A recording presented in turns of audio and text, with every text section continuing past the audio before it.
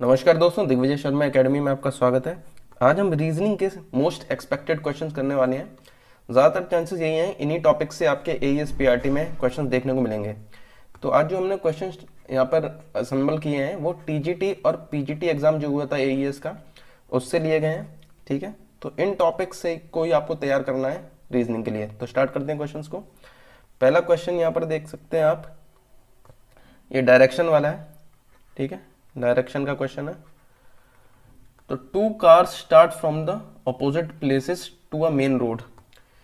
तो यहां पर मेन रोड 150 किलोमीटर अपार्ट। तो 150 किलोमीटर ये यहां पर रोड है ऐसे करके। ठीक है, दो कार हैं, ए बी मान लेते हैं यहां पे। First car runs for 25 kilometre, ये फर्स्ट कार ए मान लेते हैं। यहां से ये 25 किलोमीटर चली। ठीक है, and takes a right turn. तो राइट टर्न ले लिया इसने, राइट टर्न ऐसे नीचे आ जाएगा। And then runs 15 kilometre. It then turns left, यहाँ से लेफ्ट इधर आ जाएगा। And runs for another 25 kilometre. 25 kilometre ये हो गया। And then takes the direction back to reach the main road. तो ये मेन रोड पे फिर से वापस आ गया। ठीक है, तो यहाँ से यहाँ भी क्या, ये 25 किलोमीटर ही चला। ये कार यहाँ पे आ चुकी है। In the meantime due to minor break down the other car has run only 35 kilometre. इतने टाइम में इसने क्या 35 किलोमीटर यहाँ तक चल पाया ये। ठीक है, तो अब क्या पूछ रहे हैं, what would be the distance between the two cars. ठीक है, तो सिंपल क्वेश्चन है, बहुत ज़्यादा मुश्किल नहीं है। यहाँ पर देखिए टोटल 150 था, तो यहाँ 25 और 25 ये 50 हो जाएगा और ये 35 हो जाएगा। इनको ऐड करेंगे तो 85 आ जाएगा। तो ये बीच का डिस्टेंस अगर हमको निकालना है तो 150 में से 85 माइनस कर देंगे तो ये आ जाएगा 65। ठीक है, यही आंसर दे रखा है। तो देखिए इससे क्या मतलब है, अगर आपको ये क्वेश्चन हो पा रहा है आपका, ये पीजीटी इंग्लिश में क्वेश्चन आया था। ठीक है, अभी से जो मैं 5 क्वेश्चंस कराने वाला हूँ वो पीजीटी इंग्लिश में आए हैं। तो पीजीटी में अगर रीजनिंग ऐसी आ रही है तो पीआरटी में भी बहुत ज़्यादा मुश्किल नहीं आने वाली है। जहाँ जैसा कि इनका देखा है मैंने क्वेश्चंस, पीजीटी टीजीटी में इजी ही रीजनिंग आने वाली है। लेकिन आपको टॉपिक्स पता कर लेने हैं। ये डायरेक्शन वाला है तो डायरेक्शन वाले खूब सारे क्वेश्चन प्रैक्टिस करके जाने हैं आपको। ठीक है, आगे देखते हैं। और if 6 March 2005 is Monday, what was the day of the week on 6 March 2004। तो देखिए ये कैलेंडर का क्वेश्चन है।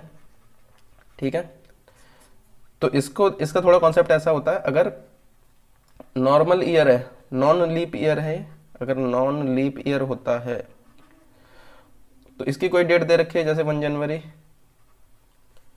उसमें अगर मंडे है तो इसके नेक्स्ट ईयर जो होगा 2004, 1 जनवरी 2004, तो इसमें क्या है +1 हो जाता है। ये मंडे था तो ये ट्यूसडे हो जाता है। ठीक है, नॉन लीप ईयर में। लेकिन अगर लीप ईयर होता है जैसे कि ये 2008 ले लीजिए। ठीक है, 1 जनवरी 2008 अगर मंडे था तो यहाँ से अगर ये 2009 पे पहुँच जाता, इधर वाले को नहीं देखना है, हमें देखना है इधर वाले को है, लीप ईयर या नॉन लीप ईयर के लिए। ठीक है, इंटरेस्टिंग क्वेश्चन है काफ़ी। तो 1 जनवरी 2009 को कौन सा डे होगा ये निकालना है हमें अगर, तो ये मंडे का +2 होता है ऐसे में। ठीक है, 2 दिन बढ़ जाते हैं, मंडे का ट्यूसडे वेडनेसडे हो जाएगा। ठीक है, यहाँ पे लेकिन यहाँ पर अगर क्वेश्चन देखते हैं, ये इसलिए होता है क्योंकि लीप ईयर में 1 दिन बढ़ जाता है। ठीक है, लेकिन यहाँ क्वेश्चन अगर देखते हैं तो यहाँ 2005 का दिया हुआ है, 4 का पूछा है। तो अगर हम 4 से 5 की तरफ जाएंगे तो नॉर्मली तो 2 दिन ऐड होने चाहिए। ठीक है, यानी कि 4 का निकालना है तो 2 दिन पीछे आना चाहिए हमको, सैटरडे होना चाहिए। लेकिन यहाँ पर जो लीप ईयर का जो पार्ट होता है, फरवरी वाला महीना, वो जा चुका है। तो अभी हम अगले साल का जो देखेंगे वो 6 मार्च से देखेंगे। इसमें क्या है, लीप ईयर काउंट नहीं होगा, इसीलिए जो एक्स्ट्रा दिन है वो काउंट नहीं होगा। इस चक्कर में क्या है, यहाँ पर सिर्फ +1 होगा 2004 होने के बावजूद। ये लीप ईयर है फिर भी +1 होगा, क्योंकि इसका जो लीप ईयर वाला पार्ट होता है 29 होते हैं फरवरी में दिन, वो यहाँ पर एक एक्स्ट्रा दिन काउंट नहीं होगा। क्योंकि 6 मार्च 2004 से 6 मार्च 2005 तक बीच में कोई भी लीप ईयर नहीं आने वाला है। 2005 में जो फरवरी आएगा वो विदाउट लीप ईयर आएगा। इसीलिए यहाँ पर सिर्फ +1 होगा 4 से 5 में, और 5 से 4 आएंगे तो -1 होगा। यानी कि अगर 5 में मंडे है तो 4 में क्या होगा, संडे होगा, एक ही पीछे आएंगे, इसीलिए इसका संडे होगा। अब देखिए इससे आपको क्या समझना है, ये सिर्फ क्वेश्चन नहीं समझना है आपको, आपको टॉपिक समझना है। कैलेंडर से रिलेटेड जितने भी आपके क्वेश्चन बनते हैं आपको सारे के सारे करने हैं। ये एक टाइप है कैलेंडर के क्वेश्चन का, ठीक है। आपको जितने भी कैलेंडर से रिलेटेड क्वेश्चन है वो सारे के सारे करने हैं, ठीक है। तो ये आपको समझ आ गया होगा। और ये कैलेंडर से रिलेटेड पीछे डायरेक्शन वाला था, ये कैलेंडर वाला भी आपको टॉपिक करना है। तो इसमें मैं आपको टॉपिक्स बताऊंगा, वो आप फिर अपने सोर्सेस से कर सकते हैं, ठीक है। आपको पता होना चाहिए किस तरीके के क्वेश्चन आने वाले हैं, ठीक है। आगे देखते हैं। 5 girls are sitting on a bench to be photograph. तो 5 गर्ल्स एक बेंच पे बैठने वाली हैं, ठीक है। तो ये पजल या सिटिंग अरेंजमेंट का क्वेश्चन है, ठीक है। तो इससे भी एक क्वेश्चन पक्का देखने को मिलेगा आपको। तो सब तरह के पजल और सिटिंग अरेंजमेंट के आपको क्वेश्चन करने हैं, सर्कुलर हो गया या कैसे भी हो गया। ये थोड़ा सिंपल सा क्वेश्चन है, देख लेते हैं फिर भी। Seema is to the left of Rani. अब देखिए इसमें गलती हो जाती है, सीमा जो है लेफ्ट ऑफ रानी दिया हुआ है, तो इसका मतलब ये नहीं होता है कि सीमा जस्ट लेफ्ट में है, ठीक है। लेफ्ट में एडजेसेंट नहीं है, मतलब चिपक के नहीं बैठे इसके, थोड़ा लेफ्ट मतलब बीच में और कोई भी हो सकता है, ठीक है।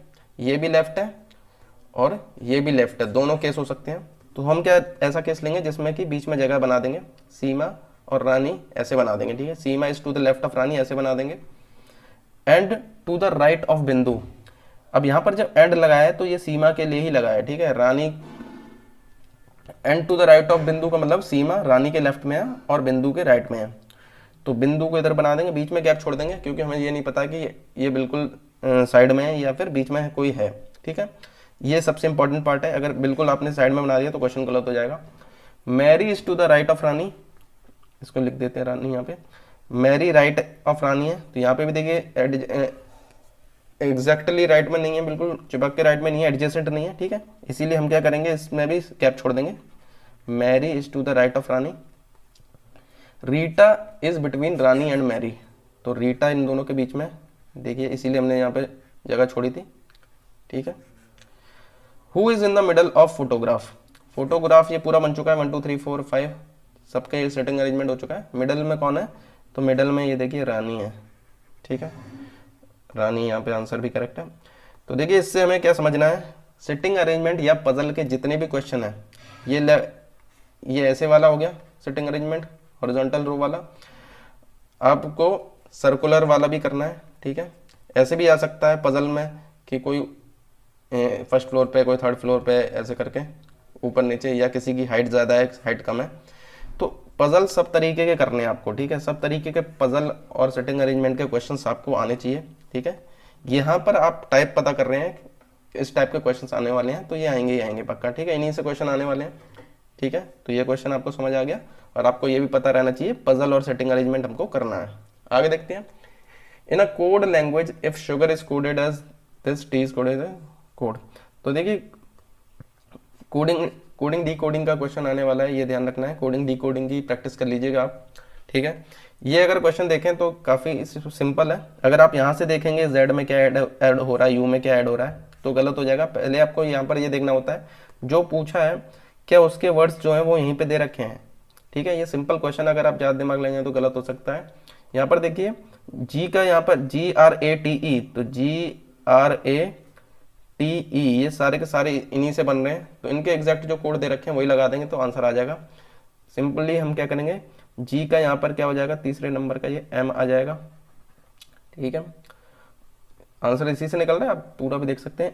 R का कोड क्या होगा यहाँ पे B, और A का D, तो ये BD, और TE का ये हो जाएगा FL, ठीक है। सिंपल क्वेश्चन था, लेकिन आपको ये नहीं समझना, आपको ये आ गया तो आपको फिर प्रैक्टिस ही नहीं करनी है। आपको क्या करना है, कोडिंग डी कोडिंग के सारे क्वेश्चन जितने आपको मिले, जहाँ से मिले, आपको प्रैक्टिस करने हैं, ठीक है। ये अल्फा न्यूमेरिक सीरीज जो भी है, इस तरीके, अल्फा न्यूमेरिक सीरीज नहीं मतलब इस तरीके के जो भी कोडिंग डी कोडिंग वाले हैं क्वेश्चन, ठीक है।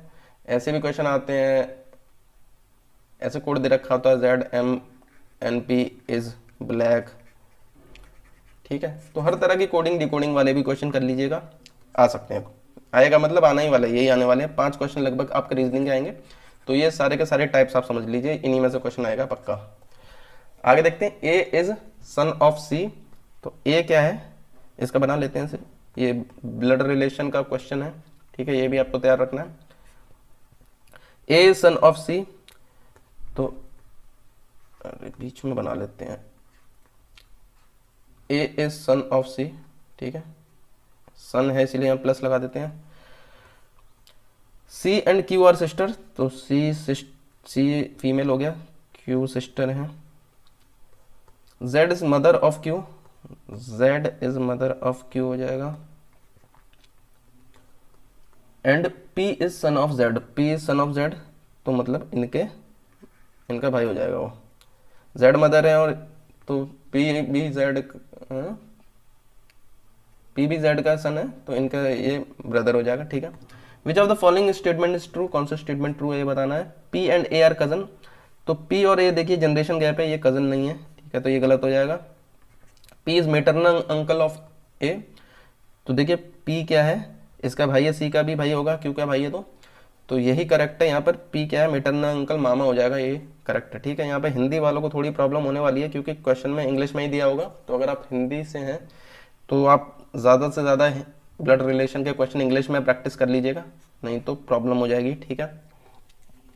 Q is maternal grand, answer तो यही है वैसे, Q is maternal grandfather of A, तो क्यू और ए में देखिए एक ही जनरेशन का गैप है, 2 का होता तब ग्रैंडफादर बनता, तो ये भी गलत हो जाएगा। और सी एंड पी आर सिस्टर, तो पी तो मेल है तो ये सिस्टर नहीं है, तो ये भी गलत है, ठीक है। तो अभी मैं यहाँ पर आपको बता दूं तो मेजर यही आपके 5 जो मैंने टॉपिक्स बताए इनसे क्वेश्चन आएंगे। आगे अभी हम टीजीटी के और क्वेश्चंस करते हैं, ठीक है। Introducing a boy, girl said, लड़की कह रही है, he is the son of the daughter of the father of my uncle, तो गर्ल का जो अंकल होगा पहले, ठीक है, तो अंकल कौन होगा, इनके फादर होंगे, उनका भाई, वो उनके अंकल हो जाएंगे। फादर ऑफ माई अंकल, तो इनके फादर हो जाएंगे, अंकल का जो फादर होगा उनके भी फादर का फादर होगा, तो इनके कौन हो जाएगा, ग्रैंड फादर हो जाएगा, ठीक है, ये ग्रैंड फादर हो गया। तो आगे लिखा he is the son of the daughter of my father of my uncle, तो फादर ऑफ माई अंकल की जो डॉटर होगी वो कौन हो जाएगी, इनके फादर की भी बहन हो जाएगी, ठीक है। तो he is the son of the daughter, तो इनके ग्रैंड फादर की डॉटर का सन जो होगा वो लड़का है वो, ठीक है। अब देखिए यहाँ पर एक चक्कर है इसमें थोड़ा, जो अंकल लिखा है वो फादर के भाई को भी अंकल कहते हैं और इंग्लिश में मदर के भाई को भी अंकल ही कहते हैं। अगर पेटर्नल या मेटरनल लिखा होता तो अलग बात हो जाती। तो देखिए अगर इसके हिसाब से जो बन रहा है तो कजन ब्रदर आंसर आ रहा है, अगर आप ऑप्शन नीचे देखेंगे अभी तो कजन आंसर नहीं है। तो यहाँ पर क्या केस बनेगा, ये जो गर्ल के जो अंकल है वो इनकी जो मदर है उनके भाई को माना है यहाँ पे क्वेश्चन में, ठीक है। उसके बाद जो इनके फादर होंगे, तो अभी देखिए इधर देखते हैं, गर्ल की मदर का भाई उसका अंकल हो जाएगा, यहाँ पे अंकल हो जाएगा ये, ठीक है।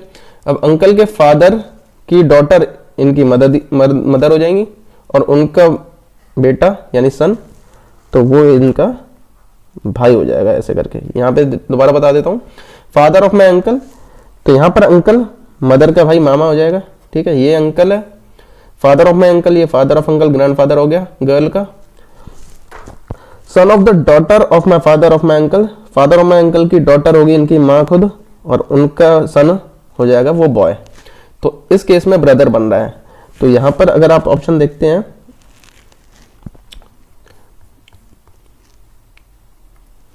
ठीक है, अरे यार, तो यहाँ देखिए brother uncle nephew son in law, cousin होता तो कजन भी आंसर हो सकता था, तो यहाँ ब्रदर हो जाएगा इसका आंसर, ठीक है। यहाँ क्वेश्चन अगला है डायरेक्शन वाला, a man walks 5 kilometre toward south, तो मैन 5 किलोमीटर साउथ में गया, then he turns right and after walking 3 kilometre, तो 3 किलोमीटर फिर राइट में चला है, ठीक है। He turns to the left and walk 5 kilometre, यहाँ से लेफ्ट चलेगा तो इधर आ जाएगा, तो 5 किलोमीटर और चला है। Now in which direction is he from the starting place, तो स्टार्टिंग प्लेस ये थी, इससे ये कौन सी डायरेक्शन में है, तो देखिए साउथ, और ये वेस्ट, साउथ वेस्ट में है, ठीक है। तो ऑप्शन 4 इसका आंसर हो जाएगा। अगला क्वेश्चन देखते हैं। अगला क्वेश्चन यहाँ पर देखिए, ये सिटिंग अरेंजमेंट का है। तो A B C D E 5 लोग बैठे हैं बेंच पे, ठीक है। तो ए सिटिंग नेक्स्ट टू बी, तो ए और बी क्या है, साथ साथ बैठेंगे। अब ये ए और बी इसमें हो सकते हैं, या बी ए ऐसे भी बैठ सकते हैं, ठीक है। C is sitting next to D, इसी तरह सी और डी भी साथ साथ बैठे हैं, सी डी डी सी कुछ भी हो सकता है।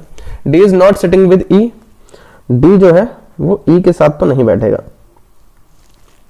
या बैठेगी जो भी है। ई who is on the left end of the bench, अब देखिए यहाँ पोजीशन आ गई है 1 2 3 4 5। Who is sitting, who is on the left end of the bench, तो यहाँ हु जब लिखा होता है तो उसके संग वाले का ही मेंशन होता है। तो ई जो है लेफ्ट साइड में है, ठीक है। C is on the second position from the right, right से सेकंड में सी है।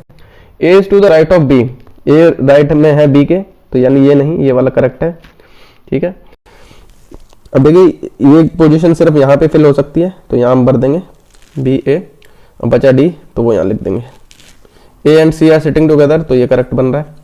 तो यहाँ पूछा क्या है, इन विच पोजीशन ए सिटिंग, ए कहाँ पे बैठा है, तो देखिए दो लोगों के बीच के लिखा है, तो बी और सी के बीच में लिखा है बैठा है ए, तो B and C, between B and C, यही आंसर है इसका, यही दिया हुआ आंसर यहाँ पे। आगे देखते हैं।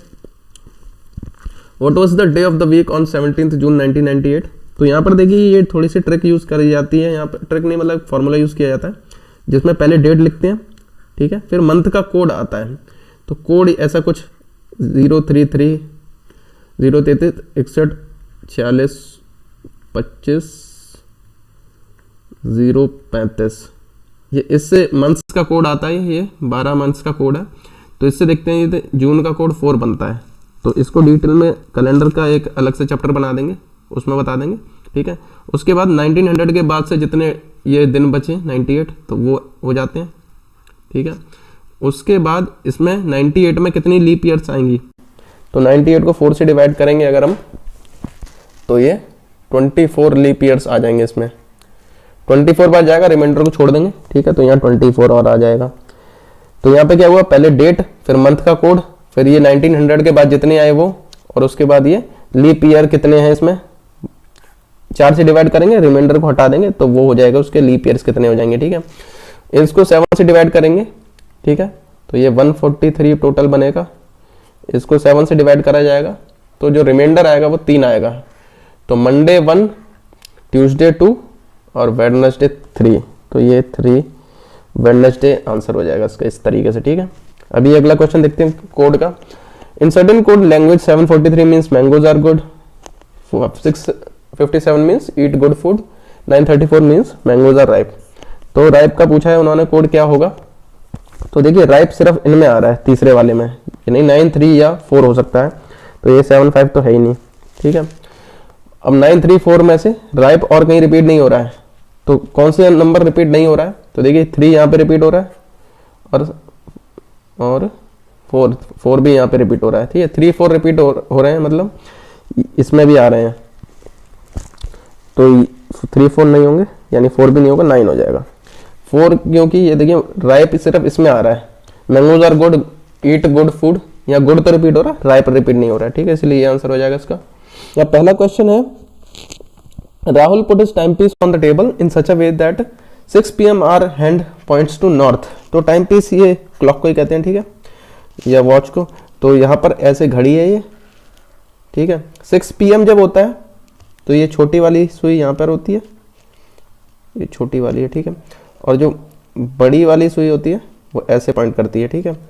तो यहाँ आर हैंड जो है घंटे वाली है, तो वो उसको बताया गया है नॉर्थ हैंड की तरफ, तो ये नॉर्थ की तरफ हो गई, ठीक है।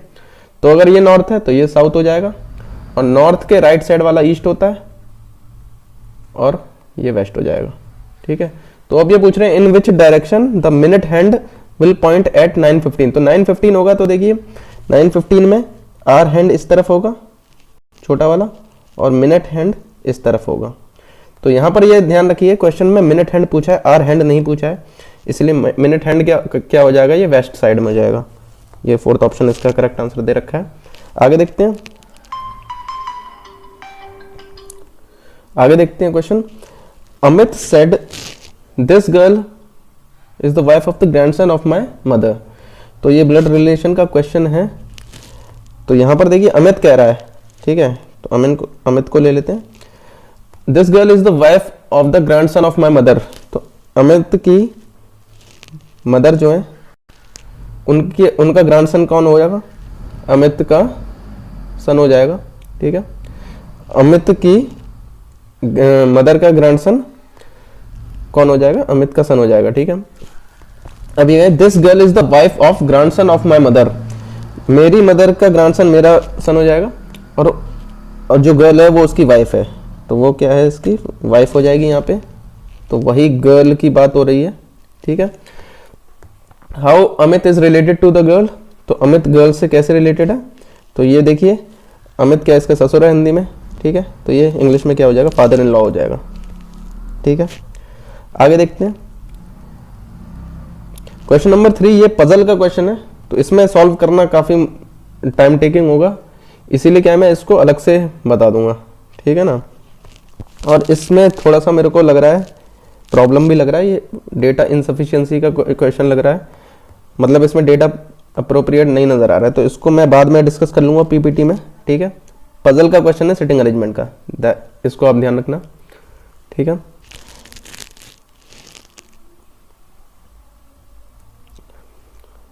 देखिए ये क्वेश्चन मैं पहले बता चुका हूं, क्योंकि हमें कमेंट सेक्शन में पहले पता चल चुका था। How many days are there in x weeks x days. तो देखिए एक्स डेज में कितने दिन होने वाले हैं? एक्स डेज में तो एक्स ही दिन होंगे, लेकिन एक्स वीक में कितने होंगे? 7 इंटू एक्स डेज हो जाएंगे, ठीक है। तो इस टोटल को ऐड करेंगे तो ये क्या हो जाएगा? 8x हो जाएगा। ये क्या एक्स में लिखा है इसलिए अजीब लग रहा है, अगर यहाँ पे ये लिखा होता है 2 वीक है और 3 दिन है तो टोटल डेज कितने हो जाएंगे? तो आप आसानी से निकाल सकते हैं, 2 वीक में 14 और उसमें 3 ऐड कर देंगे, ठीक है। एक्स और एक्स लिखा है इसलिए अजीब लग रहा है, इसीलिए इसका आंसर 8x हो जाएगा। ये थर्ड ऑप्शन यहाँ पर दिया हुआ है। तो ये देखिए ये वाला क्वेश्चन भी मैं बता चुका हूँ, कमेंट सेक्शन में हमको बता दिया गया था। तो इसके अगर आप नंबर लिखेंगे तो ये ऐसे आ जाएगा 16, 1, 12 और ये 1 और ये 13। इसमें लिखने में थोड़ी दिक्कत होती है पीडीएफ में। तो इसके नंबर्स को ऐड करेंगे तो ये 43 आ जाएगा। उसी तरह सेंटा क्रूज के नंबर्स को ऐड करेंगे आप तो ये 123 आ जाएगा इसका आंसर, ठीक है। ये क्वेश्चन पूछा जा सकता है, कैलेंडर ये क्लॉक का क्वेश्चन है। When a clock shows 7:10 then the, तो यहाँ एंगल आपका आर एंड घंटे वाली सुई और मिनट वाली सुई के बीच में जो एंगल बनता है, ठीक है, वो बताना है। तो इसके लिए फॉर्मूला यूज किया जाता है 11m/2 equal to 30h plus minus theta. अब ये प्लस माइनस क्या होता है वो भी समझेंगे। तो यहाँ पर m की जगह मिनट कितने हैं? 10 मिनट है, वो रख देंगे, और 30h की जगह 7 रख देंगे, ठीक है।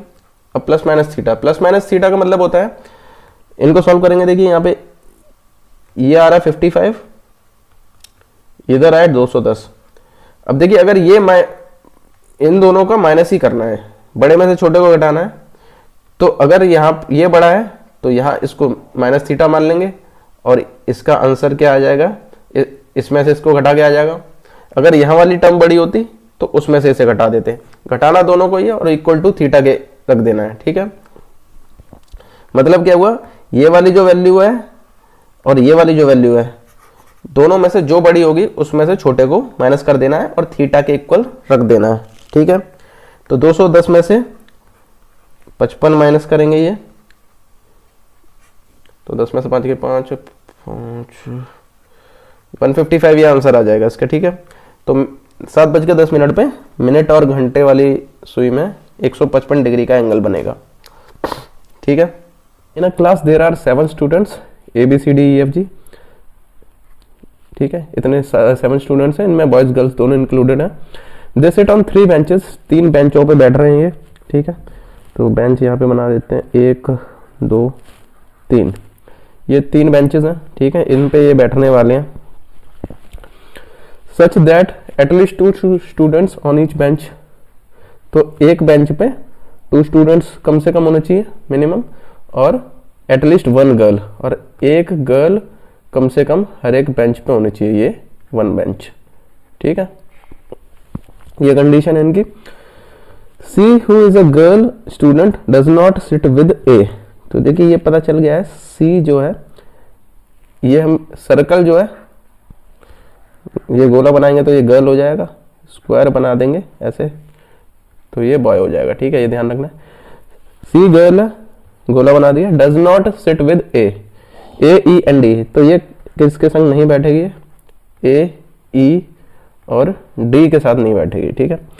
If the boy student sit with only B, if जो है ये बॉय है, ठीक है, तो ये सिर्फ किसके साथ बैठेगा, ओनली बी, ओनली बी के साथ बैठेगा। अब ये देखिए हमारा क्या था कंडीशन, एक सीट पे दो स्टूडेंट बैठेंगे, दो बैठे नहीं बैठने, दो से ज्यादा भी बैठ सकते हैं, और मिनिमम एक गर्ल होने वाली है। इसने लिखा है ओनली, लिखा है यहाँ पर, एफ जो है सिर्फ बी के साथ बैठेगा, तो सिर्फ इसके साथ बैठने वाला है, तो एफ बॉय है, तो ये बी ऑटोमेटिकली क्या हो जाता है, ये गर्ल हो जाता है, ठीक है।